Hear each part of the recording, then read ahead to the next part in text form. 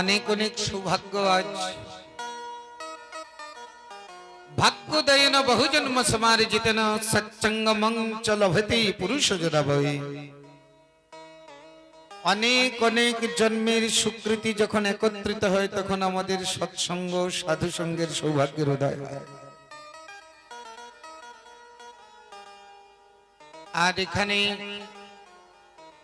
এই সৎসঙ্গের আয়োজন হয়েছে। সৎসঙ্গ কাকে বলে? যেখানে দুইজনে বসে ভগবানের কথা আলোচনা করে, শ্রীকৃষ্ণের কথা আলোচনা করে, সেখানেই সৎসঙ্গ। আর হাজার লোক লক্ষ লোক একত্রিত হয়েও যদি ভগবানের কথা আলোচনা না হয় তাকে সৎসঙ্গ বলে না। আজ আমরা সৎসঙ্গে সমুপস্থিত হয়েছি। প্রথমেই নিবেদন রাখবো, যতক্ষণ কীর্তন শুনবেন একটু নীরবতা পালন করতে হবে। বিশেষ করে যতক্ষণ যারাই কীর্তনাসরে আছেন দয়া করে মোবাইলগুলো সাইলেন্ট করে রাখবেন, যেন কোনো কীর্তন ছাড়া অন্য কোনো আওয়াজ যেন আসরে না আসে, তাতে কীর্তনের বিঘ্ন ঘটে। তাই সবার কাছে করজোড়ে নিবেদন, আপনারা নীরবতা সহকারে একটু কীর্তন শ্রবণ করতে হবে। কমিটি এই অযোগ্যকে নিমন্ত্রণ করে এনেছে, তবে আপনাদেরকে কোনো আনন্দ বা খুশি করার মতো আমার কোনো যোগ্যতা নেই। আপনারা কৃপা করে ডেকেছেন, কমিটি কৃপা করে ডেকেছে, এটাই আমার সৌভাগ্য। তবে আজকে এসে সবচেয়ে বেশি ভালো লাগলো যে অনেকদিন পর একজন ব্রাহ্মণের মুখে, ধর্মসভাতে একজন ব্রাহ্মণের মুখে মহাপ্রভুর গুণকথা শুনে বড় আনন্দিত হলাম। খুব ভালো লাগলো যে আমরা মহাপ্রভুকে চিনি না, কলিযুগে জন্ম নিয়েও, মহাপ্রভুর দেশে জন্ম নিয়েও আমরা মহাপ্রভুকে চিনি না। তো ওনার কথাগুলো শুনে খুবই ভালো লাগলো যে মহাপ্রভু যদি না আসতেন তাহলে সনাতন ধর্মের অবস্থা যে কি কি দাঁড়াতো, একদম 100% সত্যি কথা। আজকাল অনেকেই ধর্ম প্রচার করছে, কিন্তু মহাপ্রভু যদি না আসতো তাহলে ধর্ম প্রচার করার জায়গাই পেত না। নিতাই গৌর হরি বল। মহাপ্রভু যদি না আসতো, আজকাল বিভিন্ন ধর্মীয় সংস্থা ধর্ম প্রচার করছে, কিন্তু প্রচার করতো কোথায়? এই গৌরাঙ্গ মহাপ্রভুর অবদান, আপামর জনসাধারণকে একত্রিত করা, এই সনাতন ধর্মের মহামিলনের সভা এই মহাপ্রভুর দ্বারাই হয়েছে। এই যে সভা, মহামিলনের সভা, এই মহামিলনের সভাতে ছোট বড়, উঁচু নিচু ভেদাভেদ নাই। এটাকে বলা হয় মহামিলনের সভা। এই হরিনাম সংকীর্তনে কে কোন গুরুর দীক্ষিত, কে শাক্ত, কে বৈষ্ণব, কে কি, এগুলার কোনো বিচার নাই। এই হরিনাম সংকীর্তনে সবাই অংশগ্রহণ করতে পারে, সবাই হরিনাম সংকীর্তন করতে পারে। এই মহামিলনের সভা অষ্টম প্রহর ব্যাপী হরিনাম যজ্ঞানুষ্ঠানের প্রাক মুহূর্তে আমরা সংক্ষিপ্ত গুরু বন্দনা করলাম। সংক্ষিপ্ত গুরু বন্দনা শাস্ত্রে আছে, যাগ যজ্ঞ পূজা পার্বণ ব্রতানুষ্ঠান যা কিছু করা হোক না কেন আগে গুরু বন্দনা গুরু পূজা। যদি গুরু বন্দনা গুরু পূজা না করা হয় তাহলে কোনো পূজাই সফল হয় না। সেই জন্য আমরা সর্বাগ্রে গুরু বন্দনা করলাম। গু মানে অন্ধকার, রু মানে আলো। যিনি আমাদেরকে এই অন্ধকার থেকে আলোর পথে নিয়ে যায় তিনি হয়েছে গুরু। এখন আপনারা যদি প্রশ্ন করেন আমরা কি অন্ধকারে আছি নাকি? কি বাবা, কেউ অন্ধকারে থাকেন? দিনের বেলা সূর্যের আলো, রাত্রের বেলা বৈদ্যুতিক আলো, কেউ অন্ধকারে আছি? গুরুদেব আবার কোন অন্ধকার থেকে আলোতে নিবে? শাস্ত্র বলছেন এই হাজার হাজার বৈদ্যুতিক আলো জ্বললেও তাকে আলো বলা হয় না। দিনের বেলা সূর্য উদিত হলে তাকে আলো বলা হয় না। আর অমাবস্যার রাতের ঘোর অন্ধকারকে অন্ধকার বলা হয় না। তাহলে অন্ধকার কাকে বলে আর আলো কাকে বলে?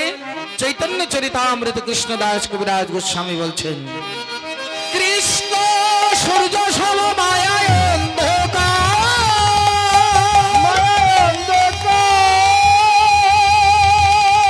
যথা কৃষ্ণ তথা নাহি মায়ার অধিকার।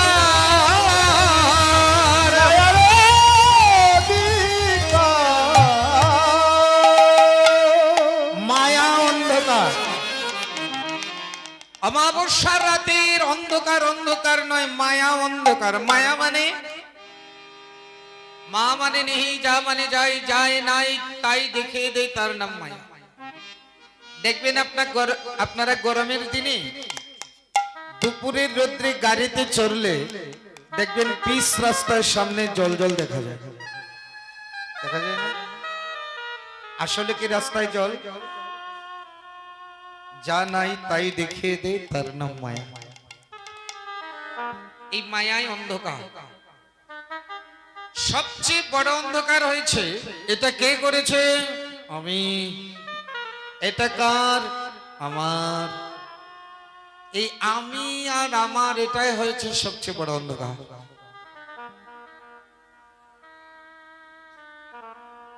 বলে বাড়ি আমার ছেলে, আমার মেয়ে, আমার বলবো না? বলে না, আমার ছেলে মেয়ে পুত্র আমার বলবো না? বলে না, এই আমার আমারটাই সবচেয়ে বড় অন্ধকার।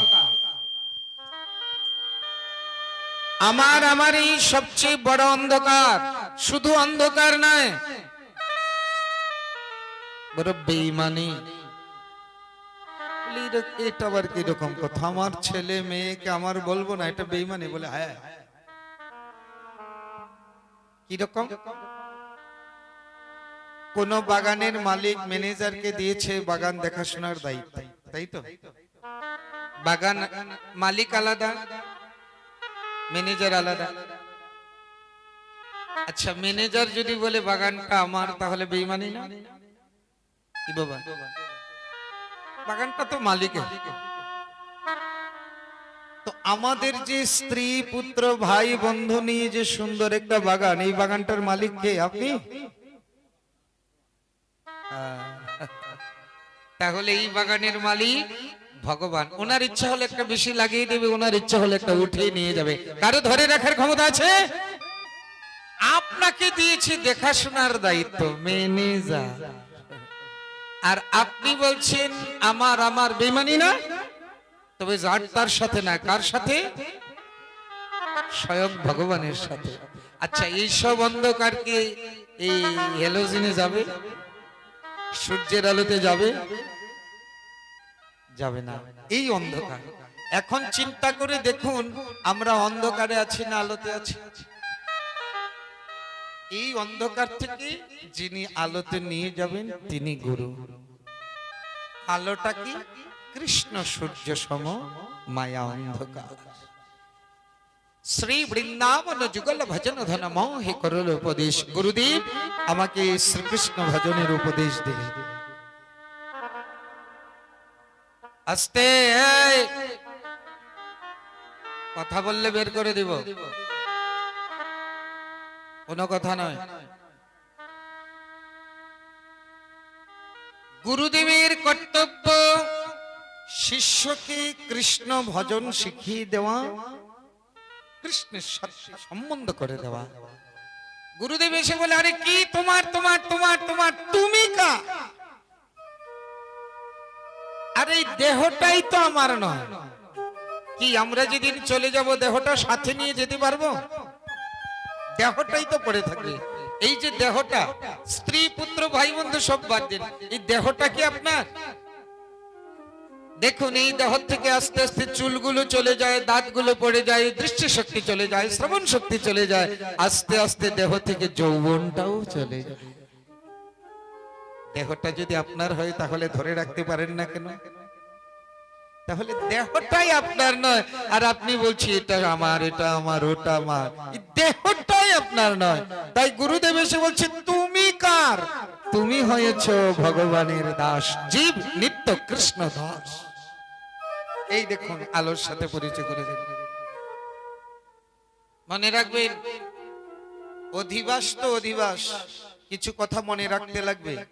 যেমন নাম যজ্ঞের আরম্ভে অধিবাস, আর অধিবাসের কিছু অধিবাস আছে। এখন যে কথাগুলো বলা হবে এগুলা অধিবাসের অধিবাস। যদি কোন গুরুদেব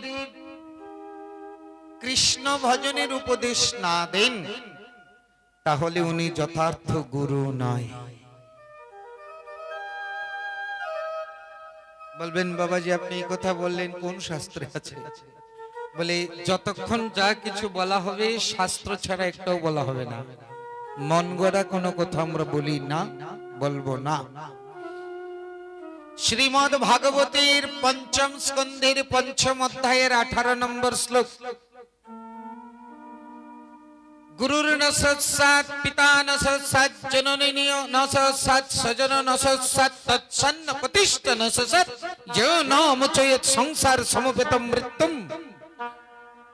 যদি কেউ কৃষ্ণ ভজনের উপদেশ না দেয় তাহলে জন্মদাতা হলেও প্রকৃত পিতা নয়, গর্ভধারিণী হলেও প্রকৃত মাতা নয়, রক্তের সম্পর্ক হলেও প্রকৃত আত্মীয় নয়, অগ্নি ব্রাহ্মণ সাক্ষী রেখে পানি গ্রহণ করেও প্রকৃত স্বামী নয়, দীক্ষাদাতা হলেও প্রকৃত গুরু নয় যদি কৃষ্ণ ভজনের উপদেশ না দেয়। এই হয়েছে আদব। শ্রীকৃষ্ণ ভজনের উপদেশ দিবেন।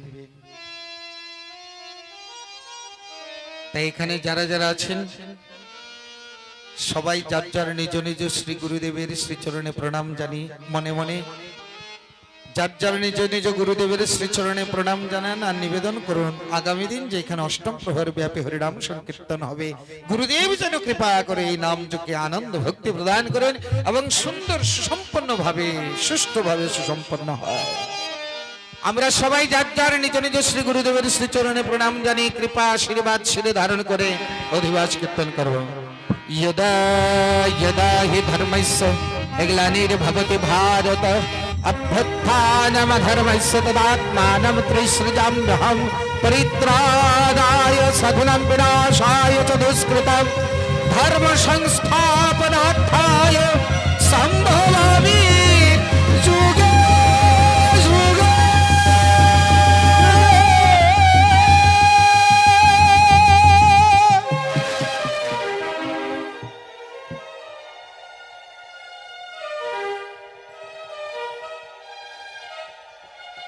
যখন যখন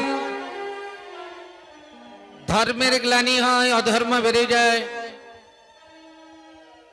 সাধুর উপর অত্যাচার হয়, তখনই আমি আমার ভক্তকে রক্ষা করার জন্য, দুষ্টের দমনের জন্য আর ধর্মের পুনঃস্থাপনের জন্য যুগে যুগে অবতীর্ণ হই। প্রহ্লাদের উপর যখন অত্যাচার তখনই নৃসিংহ ভগবানের আবির্ভাব, রাবণের যখন অত্যাচার তখনই রামচন্দ্রের আবির্ভাব, কংসের যখন অত্যাচার তখনই কৃষ্ণ বলরামের আবির্ভাব। ভগবান শ্রীকৃষ্ণ দাপর লীলা শেষ করে যখন অন্তর্ধান করলেন, উনি গোলকে গিয়ে মনে মনে ভাবছেন আমি বারবার অবতীর্ণ হয়েছি, মৎস্য কুর্ম বরাহ বামন নৃসিংহ পরশুরাম রামচন্দ্র শ্রীকৃষ্ণ হয়ে বারবার অবতীর্ণ হয়েছে, দুষ্টের দমন শিষ্টের পালন করেছি, কিন্তু আসল বস্তুটা দেওয়া হয়নি। আসল বস্তুটা কি? আস্তে আস্তে কথা বলবেন না?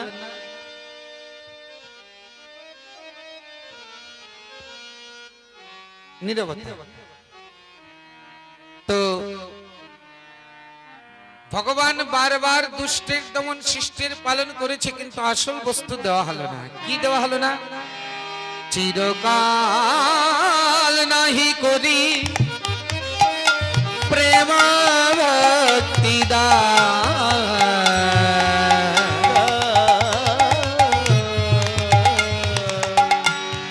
ভক্তি বিনা জগতে নাহি অবস্থান। আমি বারবার এসেছি কিন্তু প্রেম ভক্তি দান করি নাই। এবার কলিযুগে যুগ ধর্ম প্রবর্তায় নাম সংকীর্তন চারি ভাবে ভক্তি দিয়া নাচাইব ত্রিভুবন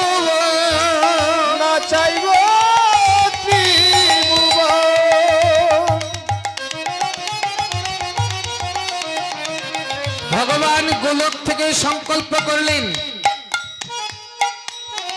আমি কলিযুগে যুগ ধর্ম হরিনাম সংকীর্তন প্রচার করব, চারি ভাব ভক্তি দিয়ে ত্রিভুবনকে নাচাবো। ভগবানের যতই সংকল্প হোক, ভক্তে না ডাকলে তো ভগবান আসে না। প্রধানমন্ত্রী যদি কোথাও আসতে চায় তো প্রধানমন্ত্রী আগে এসে বসে থাকে? আগে অন্যান্য সেনাবাহিনী মন্ত্রীদের পাঠায়, সভা শেষে প্রধানমন্ত্রী আসে। তো ভগবান আসবেন, আগে ভগবান এসে বসে থাকবে? মহাপ্রভু থেকে 52 বছর আগে পাঠালেন অদ্বৈত প্রভুকে। অদ্বৈত প্রভু এসে দেখলেন কলিজীব ভক্তি শূন্য, সব আছে কিন্তু ভক্তি নাই।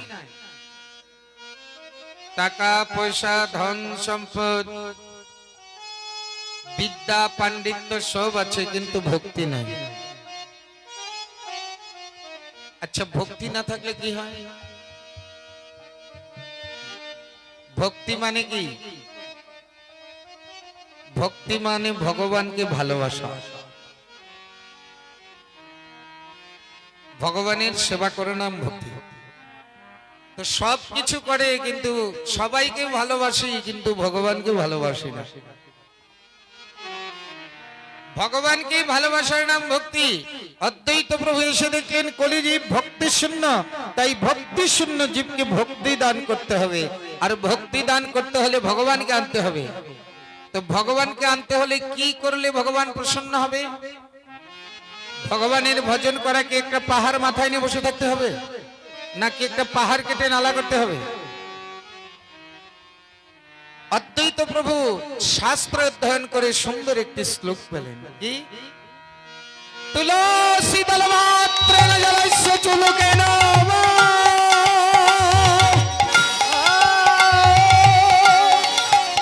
বিক্রীড়িতে সমাত্মানং ভক্তেভ্য ভক্তবৎসল্য।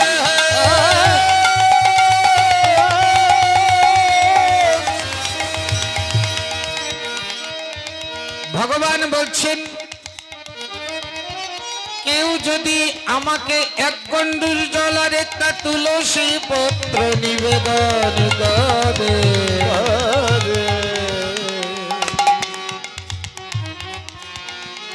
একটা তুলসী পত্রের বিনিময়ে আমি ভক্তকে কিছু দেওয়ার জন্য চিন্তা করি,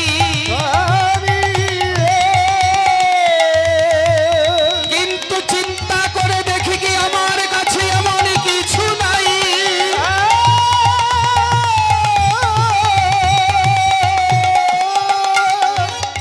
আমি অনন্ত কোটি বিশ্ব ব্রহ্মাণ্ডের মালিক, কিন্তু ভক্তের একটা তুলসী পত্রের বিনিময়ে আমার কাছে দেওয়ার মতো এমন কিছু নাই।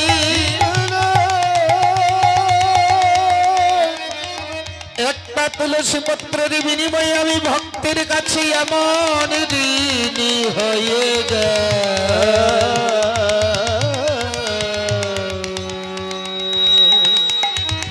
সেই ঋণ শোধ করতে আমি নিজেই ভক্তের কাছে বিক্রি হয়ে যাই।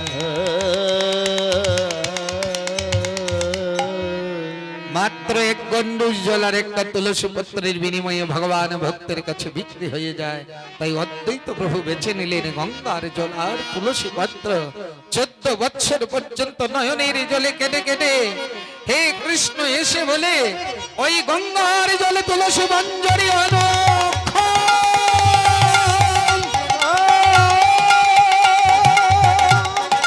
শ্রীকৃষ্ণের পদ পদ্ম ভাবি করেন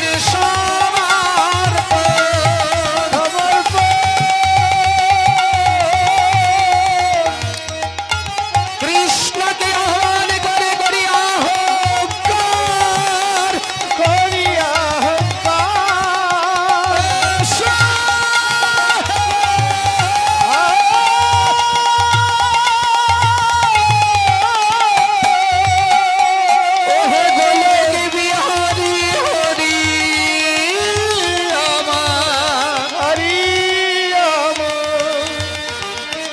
এই কলিহত জীবীকে ভক্তি দান করে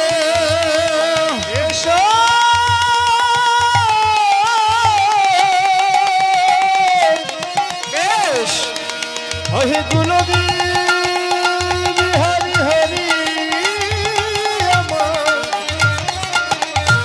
এই কলি হতে জীবকে ভক্তি দান করো। 14 বৎসর পর্যন্ত যখন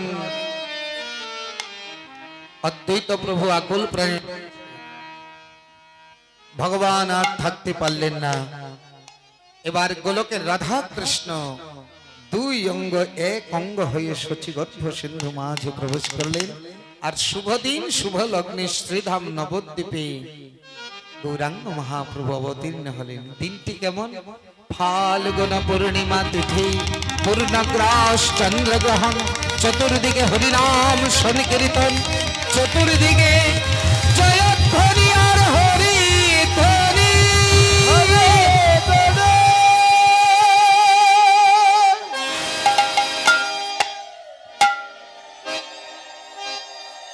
ফাল্গুন পূর্ণিমা তিথি,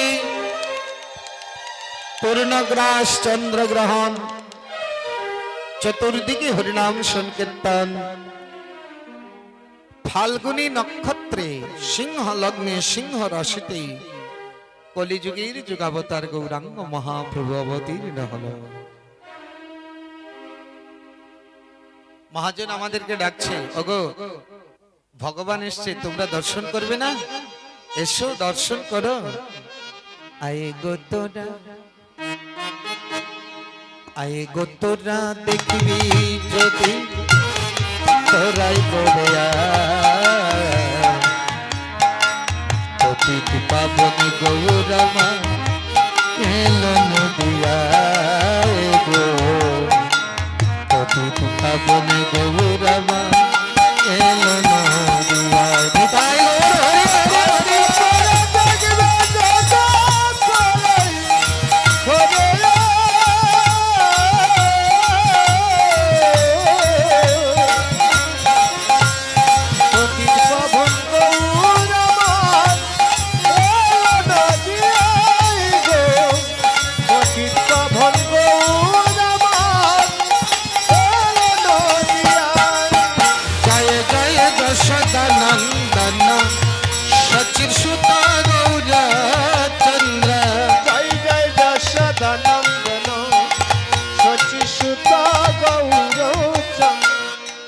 দেখো ব্রজের কানাই গৌর হল, ব্রজের কানাই গৌর হল, রাধার ভাব কান্তি বিলাস নিয়ে ব্রজের কানাই গৌর হল, রাধার বাবে কান্তি বিলাস নিয়ে ব্রজের কানাই গৌর হল। জয় জয় রোহিত নিনন্দন বলরাম নিত্যানন্দ, জয় জয় রোহিণী নন্দন বলরাম নিত্যানন্দ। ও ব্রজের বলাই এবার নিতাই হল, ব্রজের বলা এবার নিতাই হল, কানাই গৌর